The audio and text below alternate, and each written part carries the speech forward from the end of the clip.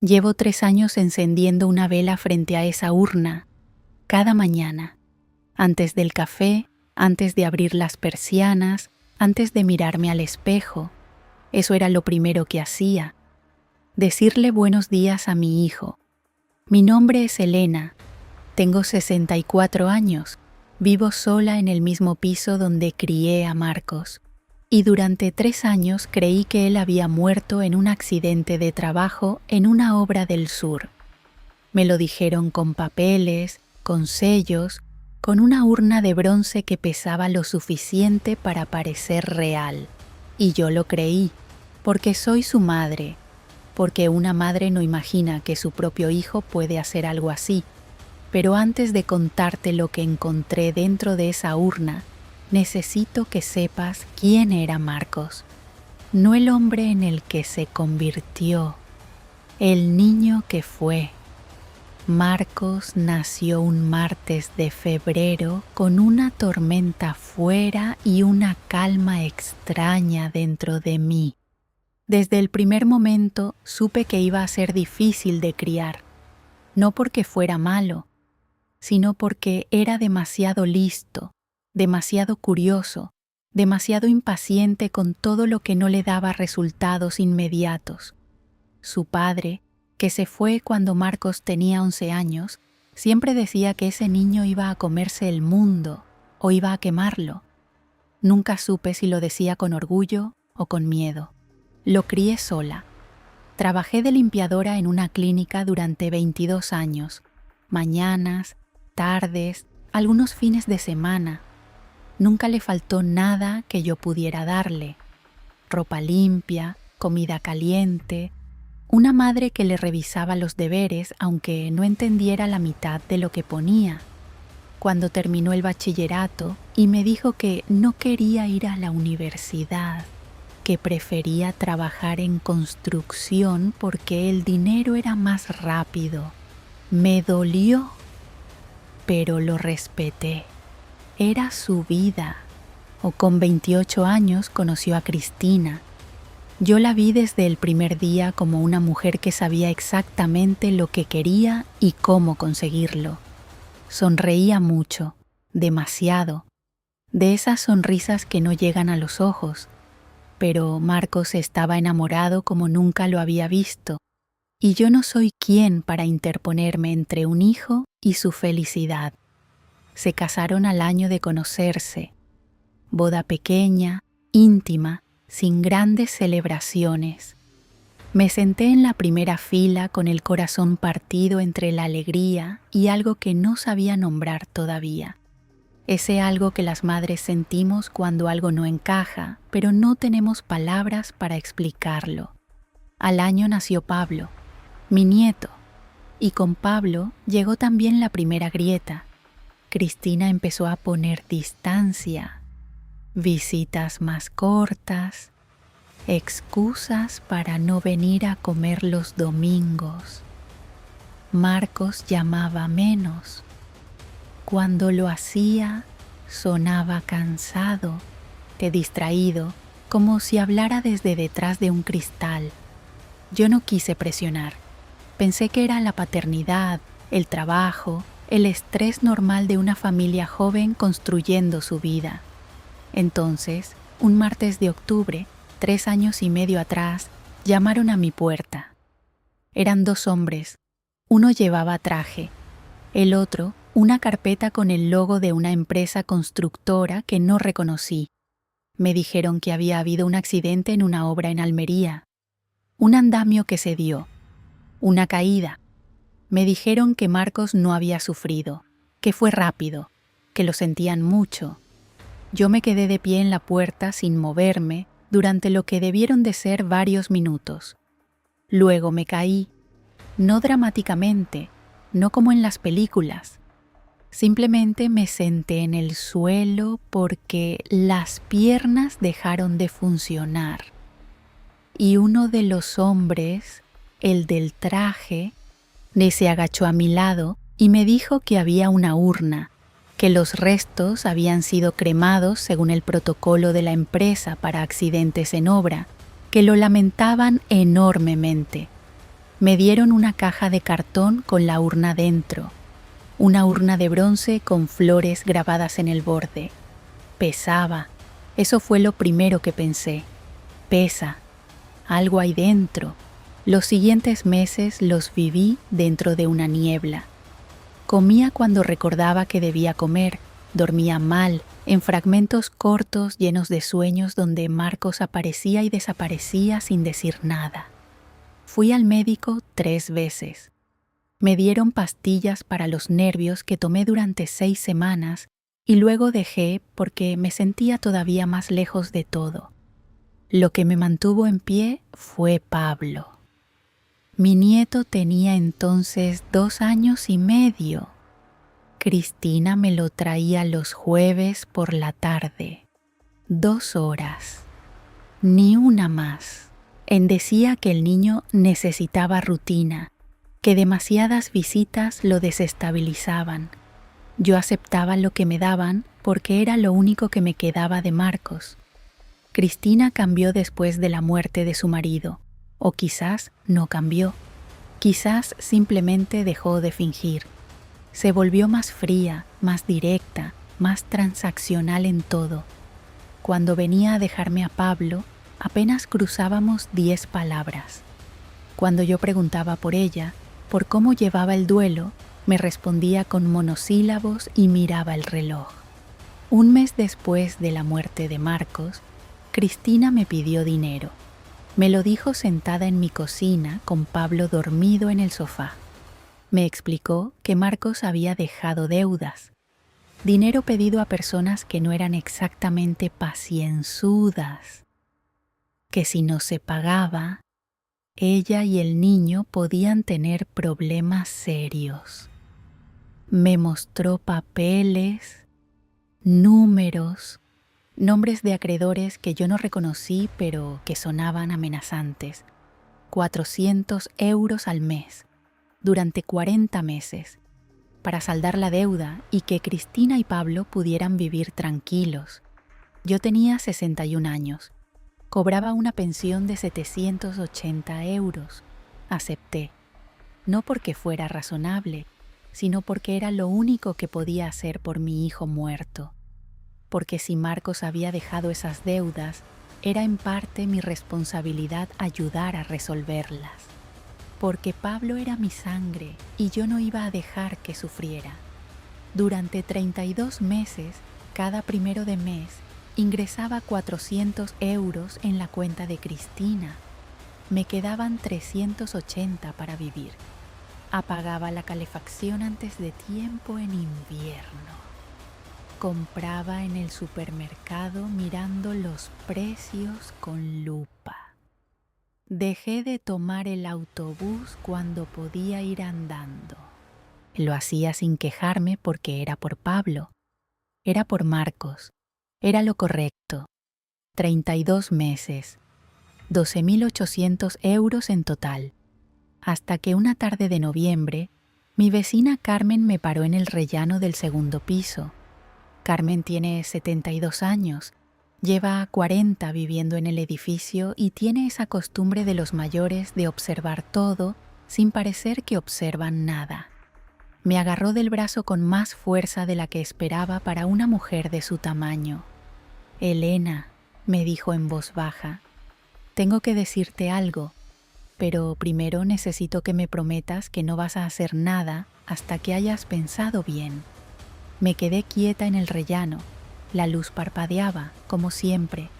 Carmen miró hacia las escaleras de arriba y luego hacia las de abajo. Luego me miró a mí. «No envíes más dinero», dijo.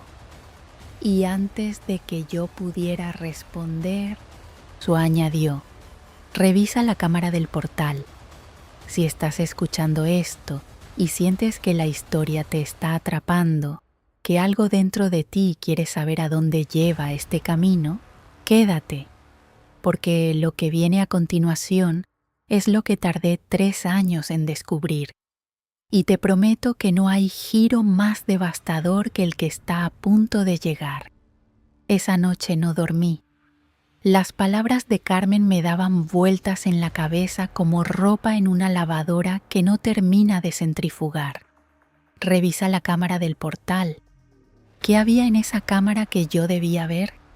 La cámara del portal la había instalado la comunidad de vecinos hacía unos 8 meses, después de que entraran a robar en el trastero del primero.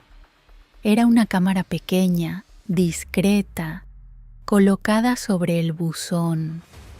Las grabaciones se guardaban en un disco duro en el cuarto del contador. La administradora del edificio, Rosa, tenía acceso. Yo también lo tenía porque fui quien ayudó a gestionar la instalación. A las 7 de la mañana del día siguiente, llamé a Rosa. Le dije que necesitaba revisar las grabaciones del último mes por un asunto personal. Rosa no preguntó. Simplemente me dijo que podía pasarme esa tarde. Pasé el día como pude. Hice las cosas de siempre. Barré el piso, puse una lavadora. Comí algo que no fui capaz de saborear. Me senté frente a la urna de Marcos y la miré durante un rato largo sin encender la vela. Por primera vez en 3 años no encendí la vela. A las 5 de la tarde estaba en el cuarto del contador con Rosa y su portátil. Las grabaciones del portal estaban organizadas por fechas. Rosa me enseñó cómo navegar entre ellas y luego me dejó sola. Empecé por el mes anterior. Fui pasando días, horas, y buscando sin saber exactamente qué buscaba. Y entonces lo vi. Era una grabación del jueves de la semana anterior, las 2:17 de la madrugada. El portal estaba vacío, la calle al fondo oscura, y entonces entró una figura. Un hombre, altura media, chaqueta oscura, gorro calado hasta las cejas. Caminaba con cuidado, despacio, como quien no quiere hacer ruido. Pero lo que me heló la sangre no fue la hora ni la precaución, fue la forma de caminar. La pierna derecha avanzaba normal, pero la izquierda se arrastraba ligeramente, sin terminar de despegarse del suelo. Y cuando el peso pasaba a ese lado, el hombro izquierdo bajaba, el cuerpo compensaba con una inclinación apenas perceptible. Un patrón de marcha específico. Inconfundible para quien lo había visto miles de veces. Marcos se rompió el tobillo izquierdo con 16 años cayéndose de una bicicleta. La rotura fue fea, 3 meses de escayola, 2 de rehabilitación. Desde entonces caminaba así, siempre, no mucho, no llamativamente, pero estaba ahí, ese arrastrarse suave de la pierna izquierda, ese hundirse del hombro. Paré el vídeo, retrocedí, lo volví a ver 3 veces, 4, 5. Cada vez que lo veía, el corazón me daba un golpe diferente. El primero fue incredulidad, el segundo fue terror. El tercero fue algo que no tengo nombre para describir. Una mezcla de rabia y de alivio y de vergüenza, y de un amor tan retorcido que duele nombrarlo. Ese hombre era Marcos. Mi hijo estaba vivo. Me quedé sentada en ese cuartito con la pantalla del portátil iluminándome la cara hasta que Rosa llamó a la puerta para ver si me había pasado algo. Le dije que estaba bien. Le di las gracias. Salí al portal y me apoyé en la pared durante un momento. Mi hijo estaba vivo. Mi hijo estaba vivo y había entrado en el edificio donde yo vivía a las 2 de la madrugada. Mi hijo estaba vivo y yo llevaba 3 años llorándolo. Mi hijo estaba vivo y yo llevaba 32 meses pagando 400 euros mensuales a su esposa. Mi hijo estaba vivo y nunca me lo había dicho. Subí las escaleras despacio, entré a mi piso. Me senté en el sillón donde me siento siempre. Miré la urna y por primera vez en 3 años le hablé con rabia. Si estás ahí, Marcos, si de verdad estás ahí en alguna forma y puedes escucharme, quiero que sepas que esto no se lo perdono a nadie, ni a ti, ni a ella, ni a quien haya participado en esto. Pero antes de actuar, necesitaba estar segura, completamente segura. Llamé a mi cuñada Dolores, la hermana de mi exmarido, la única persona en mi vida que había sido policía municipal durante 20 años y que conocía a media ciudad de haberse pateado sus calles. Le pedí que viniera. No le expliqué nada por teléfono. Solo le dije que necesitaba ayuda con algo urgente y que no podía esperar. Dolores llegó en 40 minutos con su chaqueta de siempre y esa cara suya de «no me expliques, muéstrame». Le enseñé el vídeo. Lo vio una vez, luego otra, luego me miró. «¿Cuándo fue esto?», preguntó. «El jueves pasado, a las 2 de la madrugada. ¿A dónde fue cuando entró?». «No lo sé. La cámara solo cubre el portal. ¿Tienes más grabaciones?». Busqué. Había otra del mes anterior, del 15 de octubre. La misma hora aproximadamente. La misma figura. La misma cojera. La misma chaqueta oscura. Y otra del mes anterior. Y otra. Sin Dolores fue contando en silencio. «Lleva entrando aquí todos los meses», dijo. «Siempre de noche, siempre después de que tú ingresas el dinero». Me quedé sin palabras. «Va a ver a Cristina», dije. «Sube a verla». Dolores cerró el portátil despacio. Me miró con esa expresión suya que mezcla la dureza con algo que podría ser compasión si se lo permitiera. «Elena», dijo, «esto ya no es solo un asunto de familia. Esto es un fraude, y si tu hijo está vivo, lo que han hecho tiene nombre legal y pena de cárcel». «Lo sé», dije. «¿Qué quieres hacer?». «Quiero saberlo todo antes de hacer cualquier cosa. Quiero pruebas. Quiero entender qué pasó, por qué lo hizo, hasta dónde llegó todo esto. Y luego quiero que paguen». Dolores asintió. «Entonces empezamos mañana». Si llevas escuchando desde el principio y sientes que esta historia te está costando el aliento, que cada revelación es un puñetazo más, te entiendo. A mí me costó semanas procesar lo que estaba descubriendo. Quédate, porque esto no ha hecho más que empezar, y lo que viene a continuación es todavía más oscuro. El lunes por la mañana, Dolores llamó a un contacto suyo, un hombre llamado Félix, que había sido inspector de la Policía Nacional durante 25 años antes de jubilarse y montar una pequeña agencia de investigación privada. Dolores lo conocía desde los años en que ambos trabajaban en el mismo distrito. Confiaba en él. Félix vino a mi casa esa misma tarde. Era un hombre de unos 58 años, pelo cano, manos grandes, voz tranquila de las que no suben aunque estén diciendo cosas terribles. Se sentó en mi cocina, escuchó todo sin interrumpir y al final preguntó 3 cosas. «¿Y tienes los papeles que te trajeron cuando te comunicaron la muerte? ¿Tienes los extractos de los pagos que has hecho a Cristina? ¿Tienes el número de teléfono del hombre que vino a darte la noticia?». «Sí, a las 3. «Perfecto», dijo Félix. «Dame 48 horas, las 48 horas más largas de mi vida». Intenté mantener la rutina. El martes fue el día de la visita de Pablo. Cristina lo trajo a las 5 como siempre. Llamó al timbre, le dio la mano al niño, me lo entregó en la puerta sin entrar. Miré a Cristina mientras le decía adiós al niño. La estudié de otra manera. La cara que había creído que era de duelo, los ojos que había interpretado como cansancio de viuda joven, la frialdad que había excusado como una forma de protegerse. Mentira. Todo era mentira. Os Pablo entró corriendo a buscar los juguetes que guardo para él en la caja del armario. Yo cerré la puerta y me apoyé en ella un momento con los ojos cerrados. «Abuela», gritó Pablo desde el pasillo.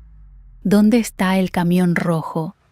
«En la caja grande, cariño», le respondí con la voz más normal que pude. Me fui a la cocina a prepararle la merienda, manos temblorosas cortando el bocadillo, cabeza a mil, y ese niño de 4 años sentado en el suelo del pasillo, haciendo ruidos de motor sin saber nada de nada. 2 horas después, Cristina volvió a buscarlo. Esta vez la miré a los ojos cuando me dio las gracias de despedida. Ella parpadeó. Algo en mi mirada debió de parecerle diferente porque tardó un segundo más de lo habitual en darse la vuelta. «Hasta el jueves, Elena», dijo. «Hasta el jueves», respondí, y cerré la puerta. El miércoles por la tarde llamó Félix. «Elena», dijo, «tienes que sentarte». «Ya estoy sentada», dije. «La empresa constructora que figura en los papeles de la muerte de tu hijo lleva 4 años sin actividad. El número de registro es falso. El hombre que vino a darte la noticia, el tal señor Herrera, no existe en ningún registro oficial. Su DNI es de una persona fallecida en 2019. Me quedé en silencio. Félix continuó. «Los papeles de defunción están falsificados. Los sellos son imitaciones bastante buenas, pero hay errores en el formato que no corresponden a los documentos oficiales de Almería. La urna que te entregaron fue comprada en una tienda de artículos fúnebres online hace 4 años. La compra la hizo una tarjeta a nombre de Cristina Valls». Cristina Valls. El nombre de soltera de mi nuera. Ella lo organizó todo, dije. «Ni todo apunta a eso», dijo Félix. «Pero hay más. Marcos figura en el registro como desaparecido voluntario desde hace 3 años y 8 meses, no como muerto, lo que significa que alguien presentó la documentación de defunción falsa de manera paralela a esa desaparición. Es un delito grave. Estafa, falsificación de documentos, suplantación de funcionarios. ¿Y Marcos? ¿Dónde está Marcos?» Félix hizo una pausa corta. «Eso es lo que tenemos que averiguar». Esa noche me senté frente a la urna por última vez con la vela encendida. La miré durante un buen rato. Pensé en todas las mañanas que le había dicho buenos días, en todas las noches que le había contado cómo había ido el día, en el cumpleaños de Pablo que celebré sola porque Cristina dijo que el niño estaba resfriado, y yo me senté aquí con una porción de tarta que había comprado en la pastelería de abajo y le conté a esta urna que su nieto había soplado las velas. Una urna comprada online con la tarjeta de Cristina. Me levanté. Fui a la cocina. Saqué de un cajón las tijeras, un destornillador y un trapo viejo. Volví al salón. Puse la urna en la mesa y la abrí. «Necesito que pares un momento y respires. Lo que estás a punto de escuchar es el centro de todo, la prueba que lo confirmó todo. Y si sigues ahí, si no te has ido, es porque algo en esta historia te importa. Bien, sigue, porque la verdad siempre merece ser escuchada hasta el final». La tapa de la urna estaba sellada con silicona. Metí el destornillador en la unión y fui haciendo palanca despacio, centímetro a centímetro. La silicona cedió con un sonido suave. La tapa se soltó. Miré dentro. Había una bolsa de plástico transparente atada con una brida. Dentro había un polvo grisáceo, fino.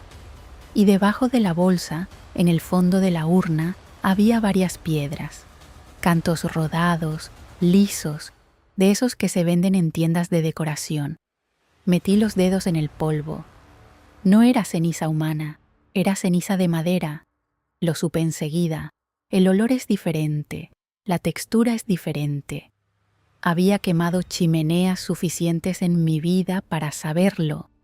Las piedras estaban ahí para dar peso, para que cuando yo cogiera la urna sintiera que había algo dentro, para que no dudara.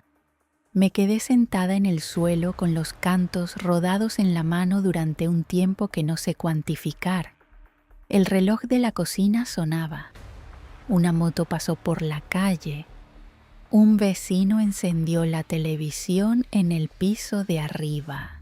La vida siguió completamente normal a mi alrededor mientras yo sostenía las pruebas de que mi hijo me había enterrado en vida. Porque eso es lo que había hecho. Me había enterrado, a mí, al duelo, a 3 años de mi vida, a 12.800 euros, a cada vela que encendí, a cada conversación que le tuve a esta urna llena de ceniza de chimenea. Me pregunté cuánto tiempo había tardado Cristina en prepararla, si se lo había encargado ya hecho o si ella misma había quemado la madera y había metido las piedras contando cuántas hacían falta para que el peso fuera convincente. Me pregunté si Marcos lo sabía mientras ella lo hacía, si estaba en la misma habitación, si se miraron cuando cerraron la tapa. Me levanté, fui al baño, me lavé la cara con agua fría, me miré al espejo. 64 años. 3 años de luto falso. Es un hijo vivo que no quiso serlo para mí. Volví al salón. Cogí el teléfono. Llamé a Dolores. «Ven», le dije. «Ya tenemos la prueba que necesitábamos». Los días siguientes fueron los más ordenados y fríos de mi vida. Cuando el dolor es tan grande que ya no puedes procesarlo como dolor, el cerebro lo convierte en tarea, en pasos, en listas. Y eso fue lo que hice, una tarea tras otra. Félix siguió trabajando. Tenía contactos en varios juzgados, en la policía, en registros civiles. En 4 días había trazado el mapa completo de lo que había pasado. Marcos había contraído deudas importantes, no con prestamistas callejeros, sino con gente vinculada a redes de fraude fiscal. Había estado metido en negocios ilegales de los que yo no sabía nada, haciendo de intermediario en operaciones que no entendía del todo, pero que le habían dado dinero rápido durante un tiempo. Cuando esas redes empezaron a caer, cuando los nombres comenzaron a aparecer en investigaciones policiales, Marcos entró en pánico. Fingir la muerte era la salida. Desaparecer sin dejar rastro legal. Cristina, que sabía lo suficiente de sus negocios como para estar también en riesgo, aceptó participar. El plan era que ella se quedara en España durante un tiempo para mantener las apariencias, cobrar lo que pudiera y luego desaparecer también. Los 400 euros mensuales que me sacaban no eran para pagar deudas de Marcos. Eran para financiar la vida de Cristina mientras esperaba el momento de irse y para mantenerme tranquila, ocupada, dentro de una historia que yo creía real. Félix averiguó además algo que me dejó sin aire cuando me lo contó. Cristina no estaba sola en el plan. Tenía un hombre al que yo conocía de vista porque había venido a casa de Marcos un par de veces a lo largo de los años. Se llamaba Roberto. Llevaba siendo el amante de Cristina desde antes de la muerte falsa de Marcos. Según Félix, era posible que Marcos lo supiera y que eso fuera parte del acuerdo, que Cristina aceptara la farsa a cambio de quedarse con Pablo, con el piso y con la pensión mensual que yo proporcionaba. Marcos y Cristina llevaban años en una relación que era más una sociedad que un matrimonio. Y cuando la sociedad se volvió peligrosa, cada uno tomó lo que necesitaba y dejó atrás lo que no le servía. Me dejaron a mí. Me dejaron a mí con una urna falsa y un nieto que traía 2 veces por semana para tenerme controlada y tranquila. Cuando Félix me contó esto, no lloré. Había llorado tanto en los últimos días que creo que el cuerpo había agotado la reserva. Solo asentí y pregunté cuál era el siguiente paso. El siguiente paso, dijo Félix, era encontrar a Marcos. Tenemos las grabaciones del portal, le dije. Sabemos que viene al edificio. Si esperamos el próximo mes, después del ingreso, debería aparecer. Félix negó. Demasiado lento y demasiado arriesgado.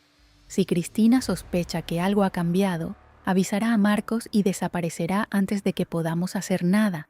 Entonces seguimos a Cristina, dijo. Ella sabe dónde está. Durante una semana, Félix y Dolores se turnaron para vigilar a Cristina. Yo seguí mi rutina exactamente igual. Ingresé el dinero el día que tocaba. Recibí a Pablo el jueves. Le preparé la merienda, jugué con él en el suelo con los bloques de construcción, le leí un cuento. Cuando Cristina vino a buscarlo, me comporté exactamente igual que siempre. Por dentro era otra persona, pero por fuera era la abuela de siempre. El martes de la semana siguiente, Félix llamó a las 11 de la mañana.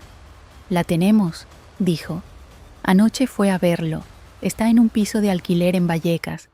Tercero, izquierda. Tenemos la dirección». Me quedé quieta con el teléfono en la mano. «¿Estás seguro de que es él?» «Lo vi yo mismo», dijo Félix. «La cojera, la altura, la forma de moverse. Es tu hijo, Elena». Respiré hondo. «¿Qué hacemos ahora?»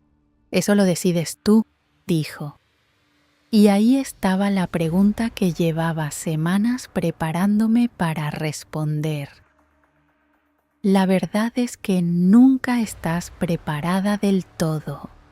Puedes ensayarla mentalmente, puedes convencerte de que sabes lo que vas a hacer, pero cuando llega el momento real, cuando la decisión está frente a ti sin excusas ni aplazamientos, siempre es diferente a como la imaginaste. Tenía 3 opciones. La primera era ir directamente a la policía con todo lo que teníamos. Las grabaciones, la urna, los documentos falsos, el informe de Félix. Dejar que el sistema hiciera su trabajo. La segunda era ir yo misma a ese piso en Vallecas y enfrentarme a mi hijo.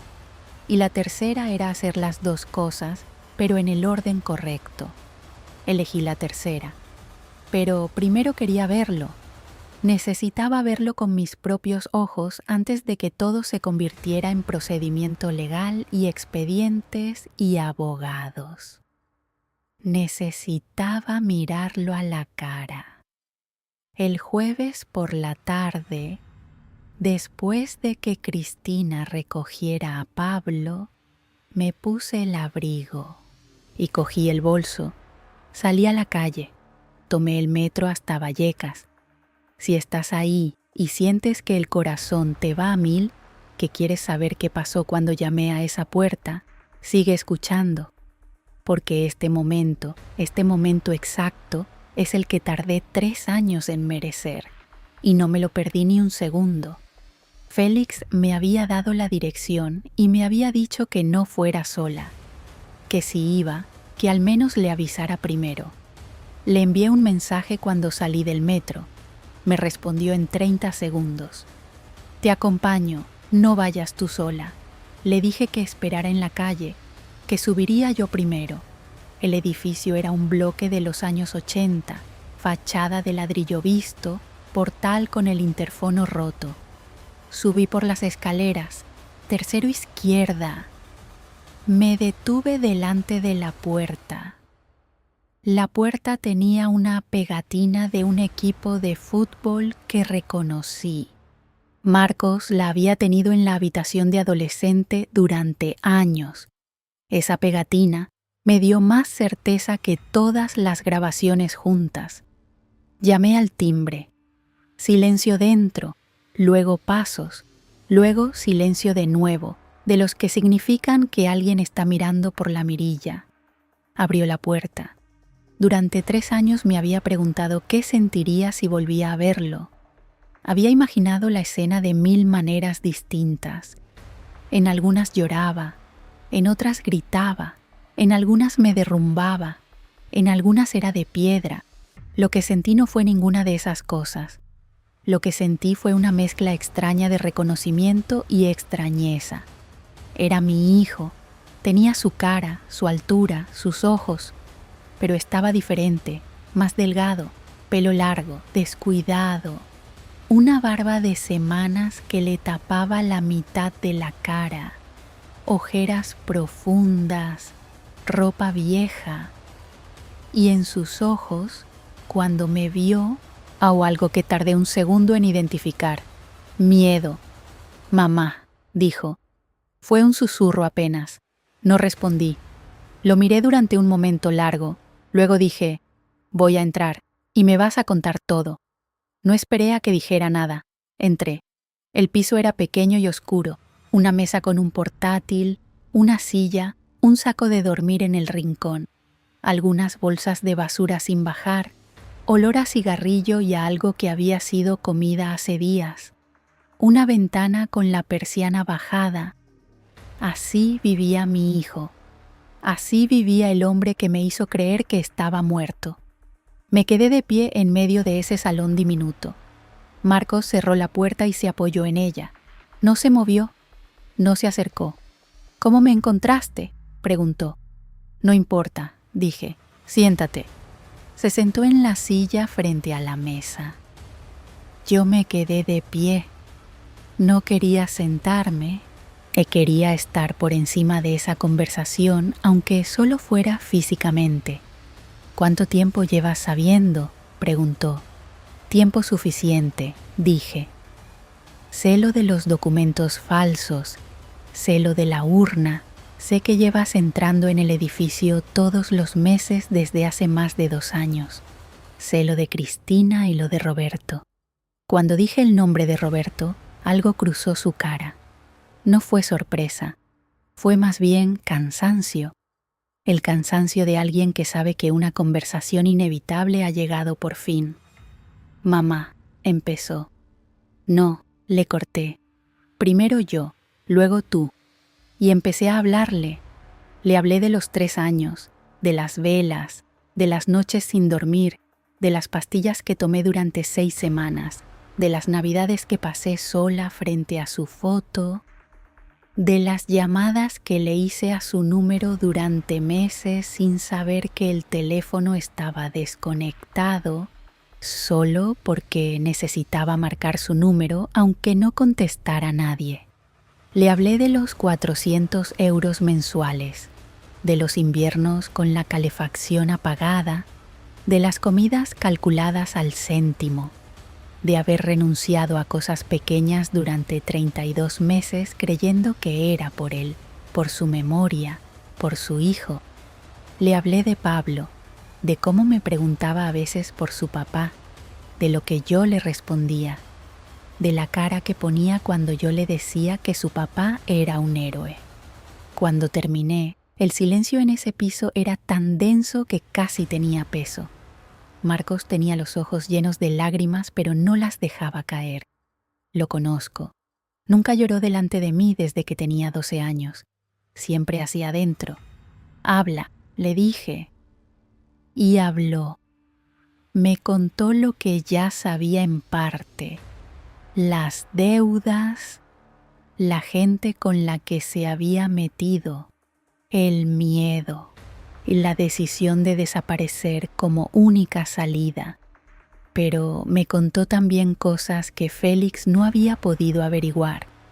Me contó que la idea había sido de Cristina, que cuando él le dijo que tenía que desaparecer, que no había otra forma, ella había sido quien propuso lo de la urna, lo de los documentos falsos, lo del señor Herrera, que era un conocido de Roberto que cobraba por hacer ese tipo de encargos. Me contó que él había dudado, que la noche antes de que viniera el señor Herrera a mi casa, él había estado en la calle debajo de mi edificio durante 1 hora, dando vueltas, sin poder decidirse, que había subido hasta el 2.º piso y se había detenido, que había escuchado si había luz encendida en mi piso, que la había habido, que entonces había bajado y se había ido. Me quedé mirándolo cuando me dijo eso. «¿Estabas ahí?», dije despacio. «Sí, la noche antes de que vinieran a decirme que habías muerto. ¿Estabas en mis escaleras?». «Sí», dijo. «¿Y te fuiste?». «Me fui». «¿Por qué?». Largo silencio. «Porque si te veía no podía hacerlo», dijo al final. «Y si no lo hacía, me mataban. A mí, y quizás también a ti. Seguimos aquí juntos, quédate un momento más. Sé que llevas mucho tiempo escuchando, sé que esto pesa, pero quiero que sepas que lo que viene después de esta conversación es lo que de verdad cambia todo. No la traición, no el descubrimiento, lo que viene después. Sigue ahí». Pasamos más de 2 horas en ese piso. Le pregunté todo lo que necesitaba saber. Él respondió todo. Hubo momentos en que su voz se quebraba y él se callaba hasta recuperarla. Hubo momentos en que yo tenía que parar porque el pecho se me cerraba demasiado. Pero seguimos. Le pregunté si sabía lo de Cristina y Roberto. Me dijo que lo había sospechado siempre, pero que nunca había querido confirmarlo. Que en el momento en que decidió desaparecer, el matrimonio llevaba años siendo una fachada. Que Cristina sabía de sus negocios y él sabía de Roberto. Que ninguno de los dos tenía derecho a reclamarle nada al otro. ¿Y Pablo?, pregunté. ¿Pensaste en Pablo? El primero en romper fue él. No hubo forma de contenérselo. Tardó un momento en recuperarse. Luego dijo que había pensado en Pablo cada día, que eso era lo que había hecho que los últimos 3 años fueran insoportables, que lo de venir al edificio cada mes no era solo para ver cómo iban las cosas, era para estar cerca, para saber que el niño estaba en el edificio, 2 plantas arriba, que respiraba. «Pero nunca subiste a verlo», dije. «No podía», dijo. «Si subía y él me veía y luego lo contaba, en todo se derrumbaba». «Todo ya está derrumbado», le dije. Silencio. «¿Qué vas a hacer?», preguntó. Le dije la verdad. He contratado a un investigador. Tenemos las grabaciones, los documentos falsos, la urna con pruebas de que está vacía. Mañana por la mañana voy a presentar una denuncia. La cara de Marcos cambió varias veces en pocos segundos. «¿Me vas a denunciar a mí?». «A ti y a Cristina y al hombre que falsificó los documentos». «Sí, mamá». «Marcos», le dije con la voz más tranquila que he usado en mi vida, «no te voy a dejar ir de rositas. No por mí, por Pablo. Porque ese niño merece saber la verdad. Porque ese niño merece un futuro que no esté construido sobre mentiras. Y porque si yo miro hacia otro lado ahora, le estoy enseñando que cuando alguien a quien quieres te hace daño, lo mejor es callar». Marcos bajó la cabeza. «¿Sí puedo ver a Pablo antes de que pase todo?», preguntó. «No lo sé», dije. «Eso no depende de mí, depende de lo que decida el juez». Se quedó callado un rato largo, luego levantó la vista. «¿Puedes perdonarme algún día?». No respondí de inmediato. Pensé en ello de verdad, pensé en las velas, en los inviernos sin calefacción, en los cumpleaños solos, en los cantos rodados en el fondo de la urna, y pensé en el niño de 16 años que se cayó de la bicicleta y que lloraba de dolor, pero que no quería que yo lo viera llorar. Pensé en el muchacho que aprendió a disimular el miedo porque pensaba que era lo que se esperaba de él. Pensé en cuántas veces le dije que podía contarme cualquier cosa y cuántas veces él decidió no hacerlo. Perdonarte es una cosa, le dije. Que lo que hiciste tenga consecuencias es otra. Las dos pueden ser verdad al mismo tiempo. Marcos asintió. Me levanté. Cogí el bolso. Fui hacia la puerta. Marcos me preguntó si podía llamarme. Le dije que sí, que cuando estuviera listo para hablar de verdad, no de excusas ni de explicaciones, sino de verdad, podía llamarme. Salí al rellano. Bajé las escaleras. Félix me estaba esperando en la calle. ¿Cómo ha ido?, preguntó. Le dije que al día siguiente presentábamos la denuncia. Al día siguiente presentamos la denuncia. Félix nos acompañó a Dolores y a mí. Llevamos todo: las grabaciones del portal, las fotos, el informe de investigación privada, la urna con el contenido analizado, los extractos de los 48 pagos, los documentos falsos de defunción, la declaración escrita que yo misma había preparado esa noche, 4 páginas a mano, letra apretada, sin borrones. La inspectora que nos recibió se llamaba Pilar Vega. Era una mujer de unos 45 años, pelo corto, mirada directa. Leyó todo con atención, hizo preguntas, tomó notas. Cuando terminó, nos miró a Dolores y a mí. Es un caso sólido, dijo. Falsificación de documento público, estafa continuada, suplantación de identidad. El hombre que hizo de mensajero tiene antecedentes por delitos similares. Y si hay registros bancarios de los pagos a la cuenta de la denunciada, lo que tenemos es suficiente para proceder. ¿Cuánto tiempo tardará?, pregunté. Depende, dijo. Pero con pruebas como estas, no deberíamos estar hablando de años. Meses, probablemente. Salí de la comisaría con una sensación extraña. No era alivio exactamente. Era algo más parecido a cuando termina de llover y el aire aún no está del todo limpio, pero ya puedes respirar. Dolores me cogió del brazo en la calle. ¿Qué necesitas ahora mismo?, preguntó. Café, dije, y un sitio donde sentarme. Nos metimos en el bar de la esquina. Pedimos 2 cafés.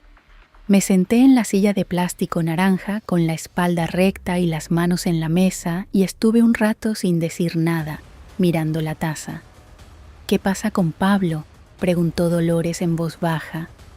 Eso era lo que me tenía ocupada la mente desde que salí del piso de Marcos. Si Cristina era detenida, Pablo necesitaba un tutor legal. Si Marcos tenía que presentarse voluntariamente o era detenido también, Pablo necesitaba un tutor legal. La única persona disponible y dispuesta era yo. Había hablado con el abogado que Félix nos había recomendado la tarde anterior. Nos explicó que en situaciones así, cuando ambos progenitores están incapacitados legalmente de manera temporal, los abuelos tienen derecho a solicitar la guardia y custodia provisional, que si yo la solicitaba y el juzgado la aprobaba, Pablo podría quedarse conmigo mientras duraba el proceso. No lo dudé ni un momento.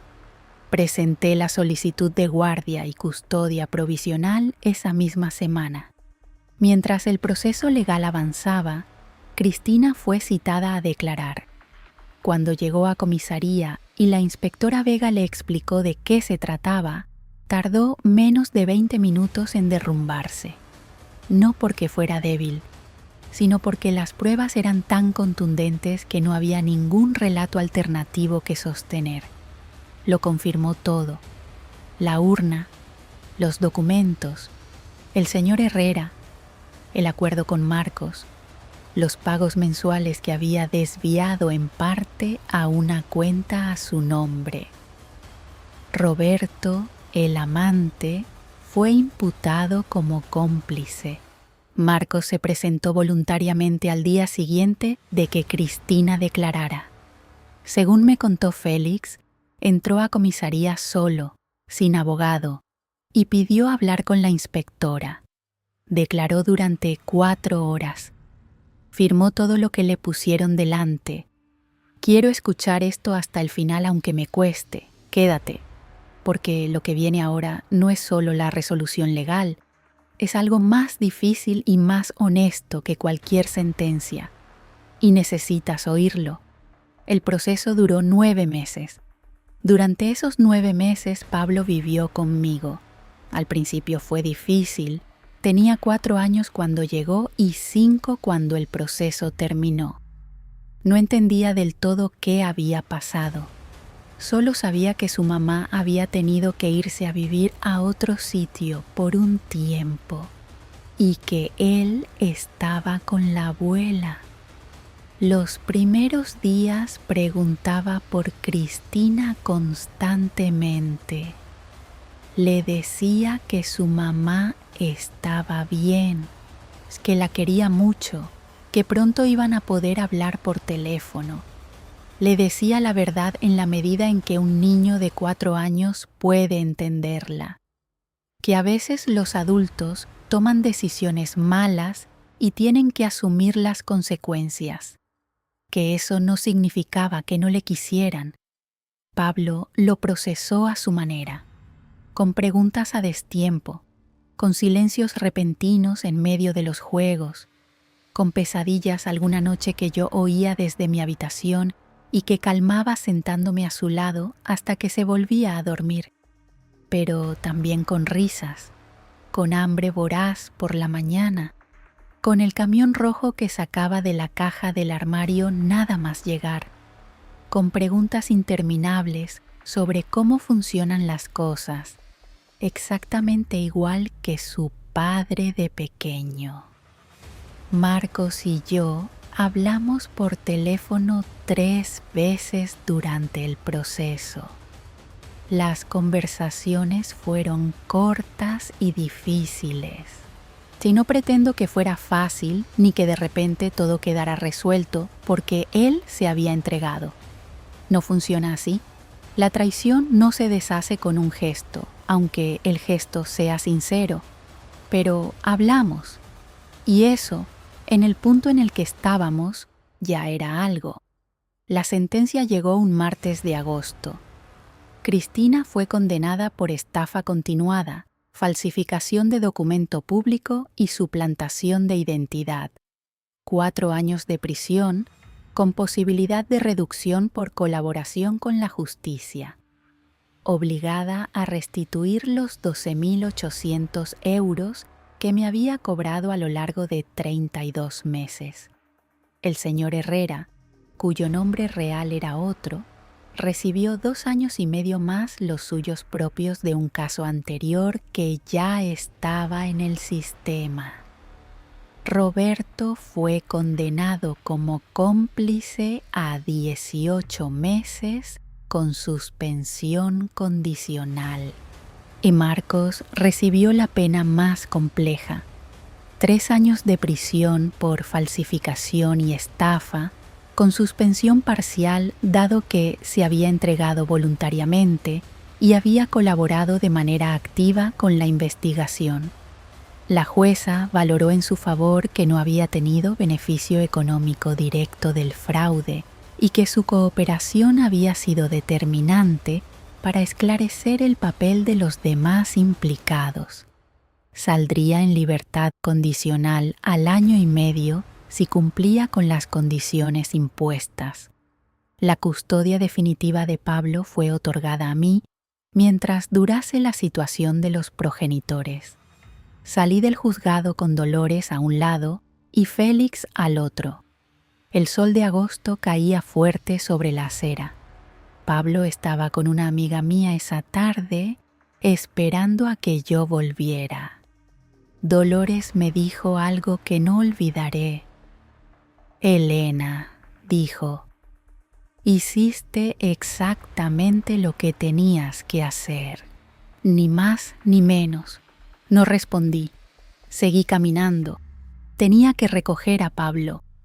Eso era lo único en lo que podía pensar en ese momento. Recoger a Pablo, llevarle el bocadillo de camino, preguntarle qué había hecho por la tarde, escucharle hablar del camión rojo o de lo que fuera que hubiera en su cabeza ese día. Lo demás, el resto, todo lo que había pasado, todo lo que aún faltaba por procesar, tendría tiempo. Ahora quiero decirte algo antes de terminar. No te cuento esta historia para que me tengas lástima. No la cuento para que juzgues a Marcos ni a Cristina más de lo que ya los has juzgado mientras escuchabas. La cuento porque creo que hay cosas en ella que merecen decirse en voz alta. La primera es esta. El amor de una madre no es un cheque en blanco. Yo amé a Marcos con todo lo que tenía. Lo crié sola. Tú le di todo lo que pude dar y luego seguí dando incluso cuando ya no me quedaba casi nada. Y ese amor fue lo que usaron para engañarme.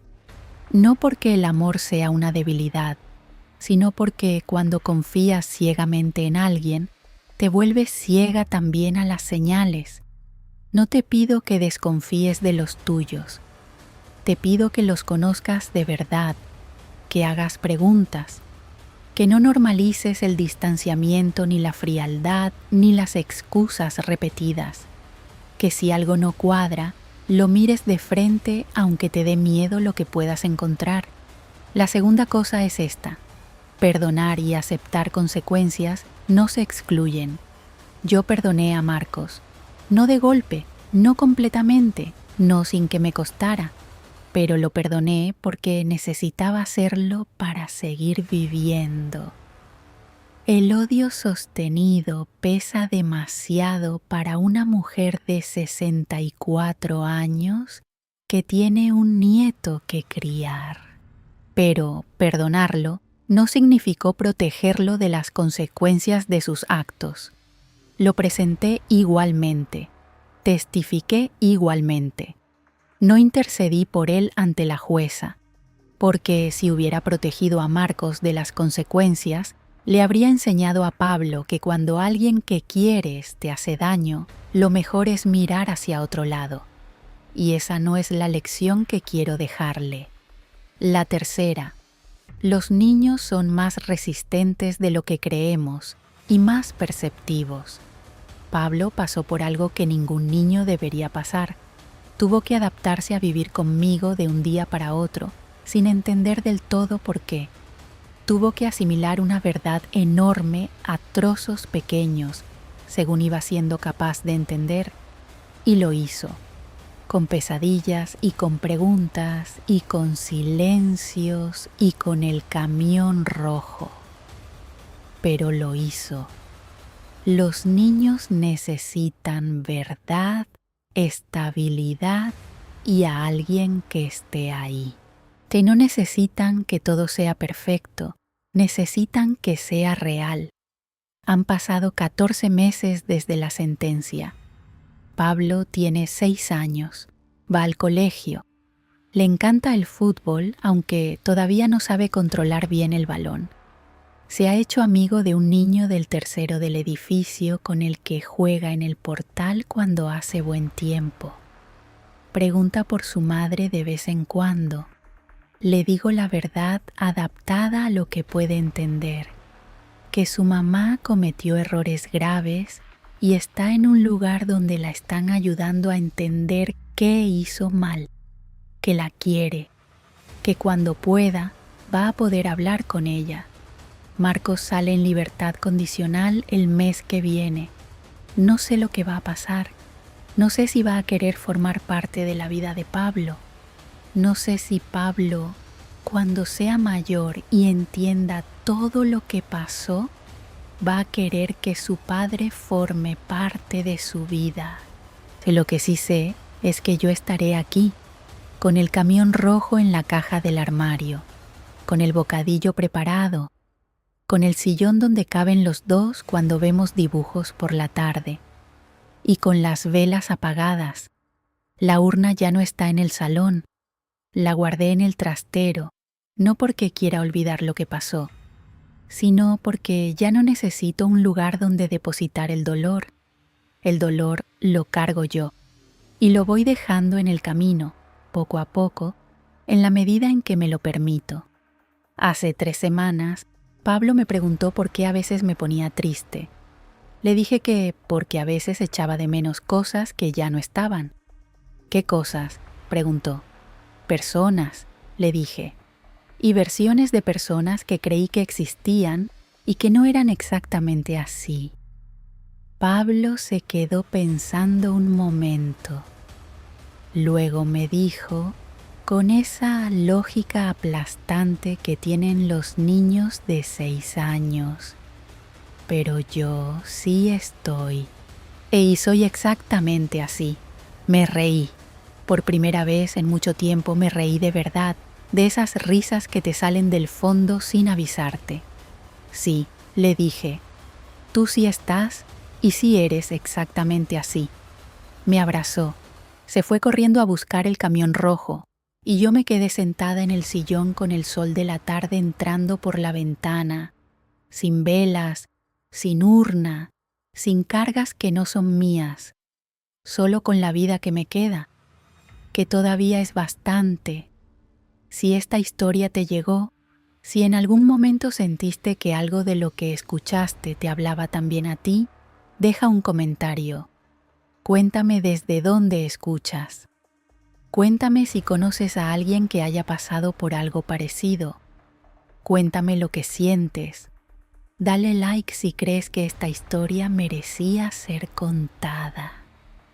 Compártela con alguien que necesite escuchar que la verdad, aunque tarde, siempre encuentra el camino.